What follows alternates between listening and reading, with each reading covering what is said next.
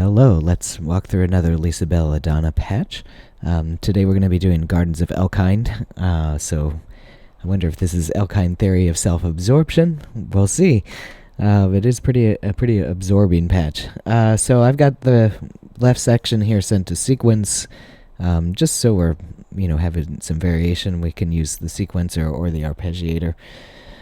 So what we're going to do is match the knobs. Start with the modulation oscillator. About 11 o'clock. Pitch is up to the first notch. These are off. Waveform is a square. Our first oscillator is at 4 feet. Our second oscillator is at 8 feet. So they're tuned an octave apart. We've got sawtooth waves. Oscillator 1 is about 12. Oscillator 2 is passed into the harmonic enrichment. We've got our cutoff to about 10 o'clock or so. Our envelope amount is all the way up. Resonance all the way down. Attack short. Decay less short but still short. Sustain is about there.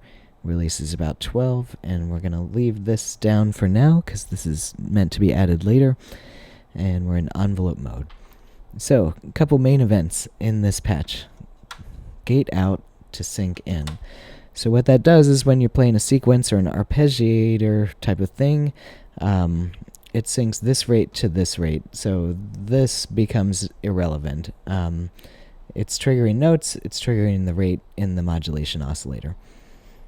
Okay. The other cool thing, I do this a lot with meditation types of patches. We take the sample and hold out to the attenuator. We take the attenuator to cutoff. So what that does is gives us an element of randomness in the cutoff, which is really cool, really fun to, have some variation. This is kind of as close as you can get to the Buchla timbre trick.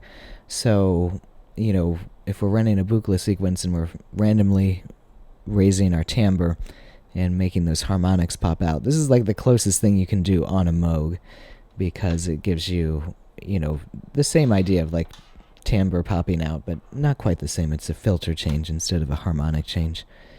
Next one is we're going wave out to reverb in. So what that does is sends the wave straight out and bypasses everything, filter, envelope, everything.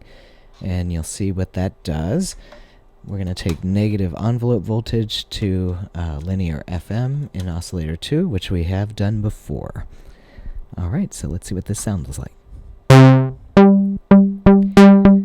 And you can hear as I'm playing, it's triggering, different stuff on the cutoff. We're getting more harmonics or less. Okay, so let's kind of go voice by voice here. Oscillator 2, here's the linear FM voice. Alright, I'm going to turn that down a bit. Okay, so if we pull linear FM, you can hear the difference, hopefully. I don't know how YouTube encodes some of this stuff. So that's a little more like a standard sawtooth sound. We add linear FM. Just has a little bit more harmonic richness. I know words. Okay, and then the top voice is the octave up. Right? So together. And you hear it's a little bit pitchy. And again, my frequency knob isn't sort of exact to these little graphic notches we have here. Okay, and then let's talk about the spring reverb. So what I'm going to do is I'm going to just play my sequence.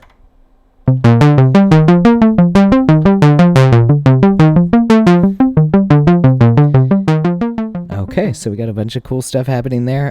You can basically mix the oscillators. Here's the reverb.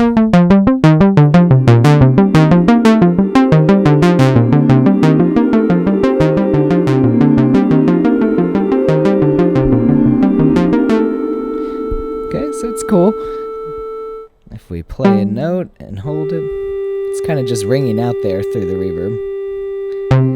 Because remember, there's no envelope when we do this, so those notes are just sustaining forever.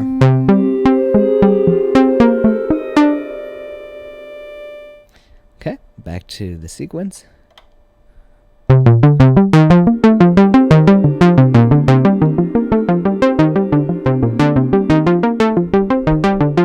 We'll add some modulation.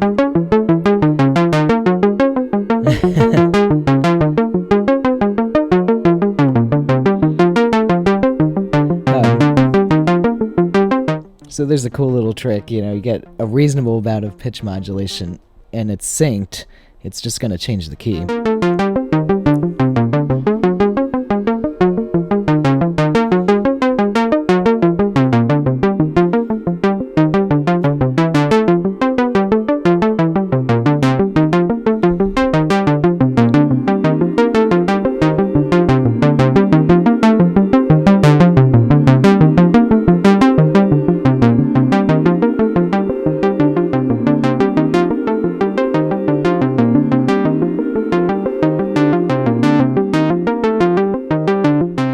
Okay, so let's think about some variations. First one that jumps out to me is we can really mess with the cutoff. We can take it really low and take the attenuator really high and get these extreme jumps in terms of the filter. Alright, so there's cutoff all the way down. As we turn the attenuator, we're going to get a lot more dramatic differences.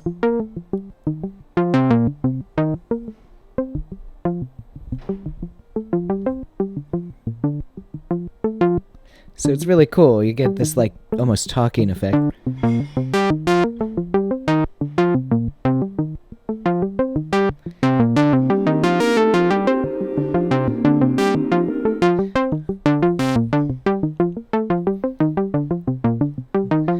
So you hear a lot of like possibilities there. We can also play with the envelope to some extent, although this will matter less because we're doing this fast sequence.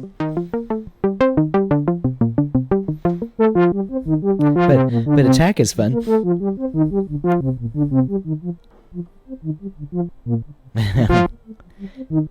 Really get the talking experience there. Obviously we've got our reverb to fade in and out.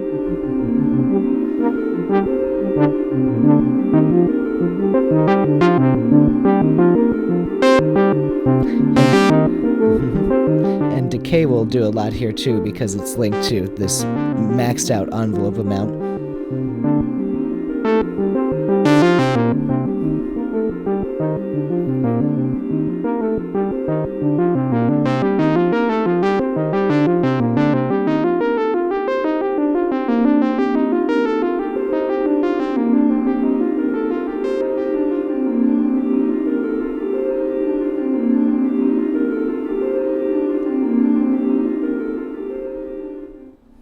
Okay, so I hope that gives you some ideas to play with. For me, the sync-in trick is great. I always forget about that, and the, sample and hold to the cutoff, and then something directly to the reverb to kind of circumvent envelope if you want to have a nice fade-in or nice, other thing running. So we kind of like almost got 3 voices out of 2 using this method. So I hope that gives you some ideas to try.